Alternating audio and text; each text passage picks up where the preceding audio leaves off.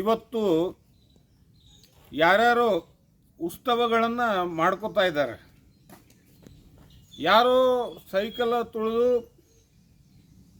ಪಕ್ಷ ಕಟ್ಟಿನಿ, ದಕ್ಷಿಣ ಭಾರತದಲ್ಲಿ ಅಧಿಕಾರ ತಗೊಂಡ್ಬಂದೀನಿ ಅಂತ ಹೇಳಿ ಉತ್ಸವ ಮಾಡ್ಕೊಳತ್ತಾರೆ. ಪಕ್ಷದ ಮೂಲ ಸಿದ್ಧಾಂತಗಳನ್ನು ಮರೆತು ಕುಟುಂಬ ರಾಜಕಾರಣದಲ್ಲಿ ತೊಡಗಿರುವಂಥ ಕೆಲವು ಜನ ಇವತ್ತು ತಮ್ಮದೇ ಆದಂಥ ಒಂದು ಬಟಾಲಿಯಂ ಬಳಸಿಕೊಂಡು ಉತ್ಸವಗಳನ್ನು ನಡೆಸ್ತಾ ಇದ್ದಾರೆ. ಕರ್ನಾಟಕದಲ್ಲಿ ಭಾರತೀಯ ಜನತಾ ಪಾರ್ಟಿ ಬೆಳೆದು ನಿಂತಿದ್ದು ಯಾರೋ ಒಂದಿಬ್ಬರು ಸೈಕಲ್ ತುಳಿದು ಯಾರೋ ಒಂದಿಬ್ಬರು ಓಡಾಡಿದಕ್ಕಲ್ಲ, ಅದರ ಅಡಿಪಾಯನೇ ಹಿಂದೂ ಕಾರ್ಯಕರ್ತರು. ಲಕ್ಷಾಂತರ ಸಂಘದ ಸ್ವಯಂ ಸೇವಕರು, ಸಂಘದ ಅಡಿಯಲ್ಲಿ ಬರುವಂಥ ಅನೇಕ ಹಿಂದೂ ಸಂಘಟನೆಗಳ ಕಾರ್ಯಕರ್ತರ ಹೋರಾಟ, ಸಂಘರ್ಷ, ಆ ಮೂಲಕ ಕರ್ನಾಟಕ ರಾಜ್ಯದಲ್ಲಿ ಎಲ್ಲ ಹಿಂದೂ ವಿರೋಧಿ ಸರ್ಕಾರಗಳನ್ನು ಕಿತ್ತೆಸೆದು ಕರ್ನಾಟಕದಲ್ಲಿ ಭಾರತೀಯ ಜನತಾ ಪಾರ್ಟಿ ಮೂಲಕ ಹಿಂದೂ ಸರ್ಕಾರ ಸ್ಥಾಪನೆ ಆಗಬೇಕಂತ ಹೇಳಿ ಲಕ್ಷಾಂತರ ಕಾರ್ಯಕರ್ತರು ತ್ಯಾಗ ಬಲಿದಾನ ಮಾಡಿದರು, ರಕ್ತ ಸುರಿಸಿದರು.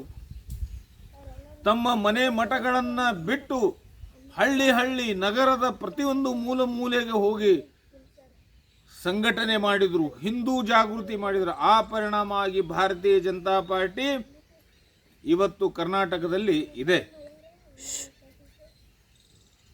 ಆದರೆ ಆ ಎಲ್ಲ ಹಿಂದೂ ಕಾರ್ಯಕರ್ತರನ್ನ ಇವತ್ತು ಕರ್ನಾಟಕದಲ್ಲಿ ಯಾವ ರೀತಿ ಬಳಸಿ ಬಿಸಾಕಲಾಗುತ್ತಿದೆ, ಅದನ್ನು ಇವತ್ತು ಉತ್ಸವ ಮಾಡಿಕೊಳ್ಳುತ್ತಿರುವಂಥ ಗ್ಯಾಂಗ್ ಯೋಚನೆ ಮಾಡಬೇಕು.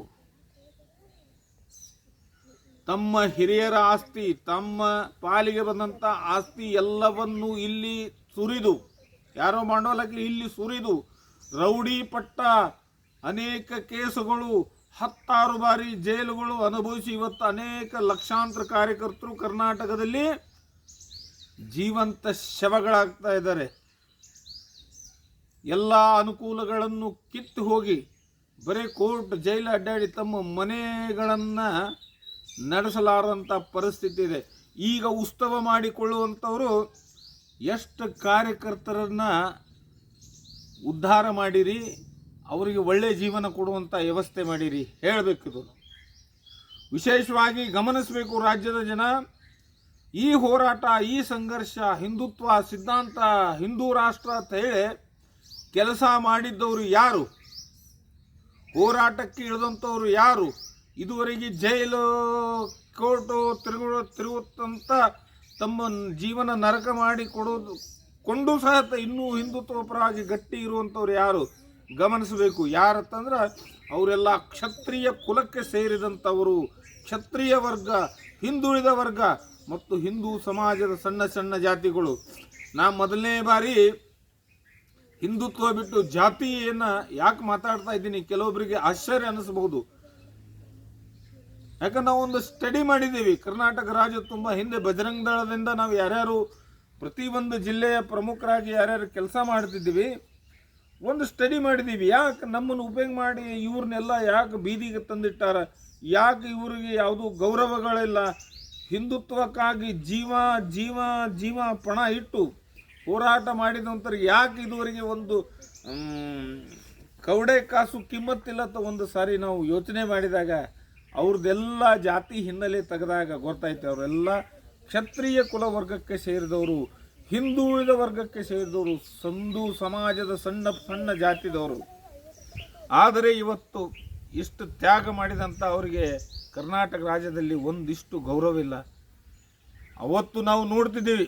ಇವತ್ತು ಯಾರು ಭಾಜಪದ ಆಯಕಟ್ಟಿನ ಜಾಗದಲ್ಲಿ ಕುಳಿತು ಕೆಲವರು ಬಂದು ಮಂತ್ರಿಗಳಾದರು, ಕೆಲವರು ಮಕ್ಕಳು ಅಗದಿ ಒಂದು ಉನ್ನತ ಸ್ಥಾನದಾಗಿದ್ದಾರೆ. ಅವರೆಲ್ಲ ಯಾರು?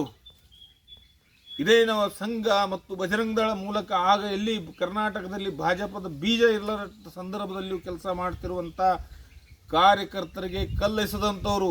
ಯಾವ ನಮ್ಮ ಪರಮ ಪೂಜ್ಯನೀಯ ಭಗವಧ್ವಜಗಳನ್ನು ತೊಗೊಂಡು ಹಳ್ಳಿ ಹಳ್ಳಿ ಹೋಗ್ತಿದ್ದೀವಿ, ನಗರ ನಗರಕ್ಕೆ ಹೋಗ್ತಿದ್ದೀವಿ, ಹಿಂದೂ ಜಾಗೃತಿ ಆಗ್ತಿತ್ತು.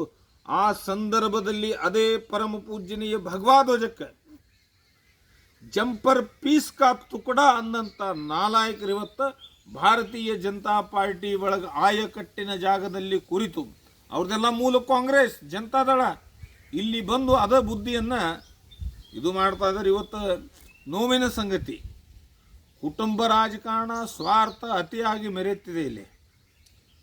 ಆದರೆ ಹಿಂದುತ್ವ ಕೇವಲ ಚುನಾವಣೆಯ ಒಂದು ಸರಕಾಗಿ ಉಳಿದಿದೆ. ಇದು ಅವರೆಲ್ಲ ಬಂದು ಇಡೀ ಪಕ್ಷವನ್ನು ಯಾವ ಹಿಂದುತ್ವದ ಆಧಾರದ ಮೇಲೆ ಹಿಂದೂ ಕಾರ್ಯಕರ್ತರ ರಕ್ತದಲ್ಲಿ ಅರಳಿದ ಕಮಲವನ್ನು ಇವತ್ತು ಪೂರ್ಣ ತಮ್ಮ ಹಿಡಿತಕ್ಕೆ ತಗೊಂಡಂಥ ಅನ್ಯ ಪಾರ್ಟಿಯಿಂದ ಬಂದಂಥ ಎಲ್ಲ ಜನ ಇಡೀ ಪಾರ್ಟಿ ಹಿಡಿತಕ್ಕೆ ತಗೊಂಡು ತಮ್ಮ ಸ್ವಾರ್ಥಕ್ಕಾಗಿ ನಡೆಸ್ತಾ ಇದ್ದಾರೆ. ಚುನಾವಣೆ ಬಂದಾಗ ಮಾತ್ರ ಹಿಂದೂ. ಕರ್ನಾಟಕದಲ್ಲಿ ಇದು ನಡೆಯಂಗಿಲ್ಲ.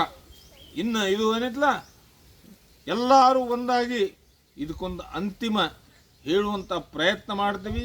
ಇಲ್ಲ ಅಂದರೆ ಒಳ್ಳೆ ನಾಯಕತ್ವ ಬರಬೇಕು. ಕುಟುಂಬ ರಾಜಕಾರಣ ಸ್ವಾರ್ಥ ಮಾಡುವಂಥವ್ರನ್ನ ಎಲ್ಲಿಡಬೇಕು ಅಲ್ಲಿಟ್ಟರೆ ಒಳ್ಳೇದಾಕೈತಿ. ರಾಷ್ಟ್ರೀಯ BJPಯ ಬಗ್ಗೆ ನಮಗೆ ಯಾವುದೂ ಆಕ್ಷೇಪವಿಲ್ಲ. ಇಡೀ ರಾಜ್ಯದಾಗ ನೋಡ್ತೀವಿ, ಕ್ಷತ್ರಿಯ ಹಿಂದುಳಿದ ವರ್ಗಕ್ಕೆ ಅವರು ಮಾನ್ಯತೆ ಕೊಟ್ಟಾರ, ಹಿಂದುತ್ವವಾದಿಗಳಿಗೆ ಮಾನ್ಯತೆ ಕೊಟ್ಟಾರ. ಏನು ನಮ್ಮ ಪರಿಕಲ್ಪನೆ ಇತ್ತು ಹಿಂದೂ ರಾಷ್ಟ್ರದ ವಿಚಾರದ ಆ ಹಿನ್ನೆಲೆಯಲ್ಲಿ ಕೆಲಸ ಮಾಡ್ತಾ ಇದ್ದಾರೆ. ಆದರೆ ಕರ್ನಾಟಕದಲ್ಲಿ ಮಾತ್ರ ಯಾವುದೂ ಸರಿ ಇಲ್ಲ. ಇದು ಸರಿ ಆಗದೆ ಹೋದರೆ ಕಾರ್ಯಕರ್ತರು ತಮ್ಮ ನಿರ್ಧಾರಗಳನ್ನು ತಗೋತಾರೆ. ಎಷ್ಟು ಕಾರ್ಯಕರ್ತರ ಬಲಿದಾನ ಆಯಿತು, ಎಷ್ಟು ಕಾರ್ಯಕರ್ತರು ಹಾದಿ ಬೀದ ಹೆಣ ಆದರೂ ಅವರೆಲ್ಲ ಹಿಂದುಳಿದ ವರ್ಗ, ಕ್ಷತ್ರಿಯ ವರ್ಗಕ್ಕೆ ಸೇರಿದವರು. ಅವರಿಗೆ ಕರ್ನಾಟಕದ ಭಾರತೀಯ ಜನತಾ ಪಾರ್ಟಿ ನಾಯಕರು ಎಷ್ಟು ನ್ಯಾಯ ಕೊಡ್ಸ್ಯಾರ. ಅವ್ರ ಮನೆಗೆ ಹೋಗಿ ನೋಡ್ಬೇಕು. ಇವ್ರು ಹೋಗಿರ್ಬೋದಲ್ಲೇ, ಆದರೆ ಫೋಟೋ ತೊಗೊಂಡ್ಬಂದು ಅದೇ ಹೆಣದ ಮ್ಯಾಗೆ ಮತ್ತೆ ಗೆದ್ದರು. ಆದರೆ ಆ ಸತ್ತಂಥ ಹಿಂದುತ್ವಕ್ಕಾಗಿ ಮಡಿದಂಥ ಕಾರ್ಯಕರ್ತರ ಮನೆಗೆ ಹೋಗಿ ಗಮನಿಸಬೇಕು. ಕಣ್ಣಲ್ಲಿ ನೀರೆಲ್ಲ ರಕ್ತ ಬರ್ತೈತಿ. ಹೀಗೆ ಇನ್ನೂ ಅನೇಕ ವಿಚಾರಗಳನ್ನು ಹೇಳೋದಿದೆ. ವಿಡಿಯೋ ಮೂಲಕ ಹೇಳೋಕ್ಕಾಗಲ್ಲ. ಅದನ್ನು ಪುಸ್ತಕ ರೂಪದಲ್ಲಿ ಹೊರಗೆ ತರ್ತಾ ಇದ್ದೀನಿ. 2028ಕ್ಕೆ ಅದು ರಿಲೀಸ್ ಆಗುತ್ತೆ. ಆ ಪುಸ್ತಕದ ಹೆಸರು ಹಿಂದೂ ಕಾರ್ಯಕರ್ತರ ದುರಂತ ಜೀವನ. ಎಲ್ಲ ಸತ್ಯ ಘಟನೆಗಳನ್ನು ಇಡೀ ರಾಜ್ಯದ ತುಂಬ ಪ್ರತಿ ತಾಲೂಕಿನ ತುಂಬ ಪ್ರವಾಸ ಮಾಡಿ 2 ವರ್ಷ ಪ್ರವಾಸ ಮಾಡಿ ಎಲ್ಲ ವಿಷಯಗಳನ್ನು ಸಂಗ್ರಹ ಮಾಡಿದ್ದೀವಿ. ಏನೇನಾಗೈತೆ ಏನೇನಿಲ್ಲ ಅಂತ ಹೇಳಿ ಎಲ್ಲ ಆ ಪುಸ್ತಕದಲ್ಲಿ ಮೂಡಿ ಬರಲಿದೆ. ಆ ಪುಸ್ತಕಕ್ಕಾಗಿ ಜನ ತುಂಬ ಕಾಯ್ತಾ ಇದ್ದಾರೆ. 2.5 ಲಕ್ಷ ಪುಸ್ತಕ ರಾಜ್ಯದ ಪ್ರತಿ ಮೂಲೆಗೆ ತಲುಪಿಸುವಂಥ ಯೋಜನೆ ಮಾಡಿದ್ದೀವಿ. ಎಲ್ಲರೂ ಇದರ ಕಡೆ ಕೈ ಜೋಡಿಸಬೇಕು.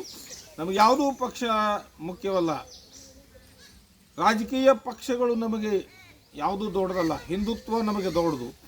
ಹಿಂದುತ್ವದ ಎದುರು ಯಾವ ಪಕ್ಷನೂ ಇಲ್ಲ. ಹಿಂದುತ್ವಕ್ಕೆ ದ್ರೋಹ ಮಾಡುವವರನ್ನು ನಾವು ಯಾವುದೂ ಸಹಿಸ್ಕೊಳ್ಳೋದಿಲ್ಲ. ರಾಜ್ಯದ ಎಲ್ಲ ಕಾರ್ಯಕರ್ತರು, ಹಿಂದೂ ಕಾರ್ಯಕರ್ತರು ಈಗ ಎದ್ದು ಮೇಲೆ ಬರಬೇಕು. ಒಂದು ಹೊಸ ದಿಕ್ಕಿನ ಕಡೆ ಹೋಗೋಣ. ಹಿಂದುತ್ವದ ರಾಜಕಾರಣ ಅಂದರೆ ಏನು ತೋರಿಸೋಣ. ಹಿಂದುತ್ವ ಕೇವಲ ಚುನಾವಣೆ ಬಳಕೆಗಾಗಿ ಅಲ್ಲ. ಹಿಂದೂ ಕಾರ್ಯಕರ್ತರು ಚುನಾವಣೆ ಬಂದಾಗ ಕೇವಲ ಧ್ವಜ ಹಿಡಿದು ಯಾವನೋ ಲಪಂಗನ ಮಗನಿಗೆ ಜೈಕಾರ ಹಾಕಕ್ಕಲ್ಲ. ಹಿಂದುತ್ವ ಹಿಂದೂ ರಾಷ್ಟ್ರಕ್ಕಾಗಿ. ಯಾರು ಹಿಂದುತ್ವಕ್ಕಾಗಿ ರಾಜಕಾರಣ ಮಾಡ್ತಾರೋ, ಯಾರು ಹಿಂದುತ್ವಕ್ಕಾಗಿ ದುಡಿತಾರೋ ಅವ್ರ ಪರವಾಗಿ ನಾವಿರ್ತೇವೆ. ಎಲ್ಲರೂ ಎದ್ದು ನಿಲ್ಲೋಣ, ಒಂದಾಗೋಣ. ಜೈ ಶ್ರೀರಾಮ್.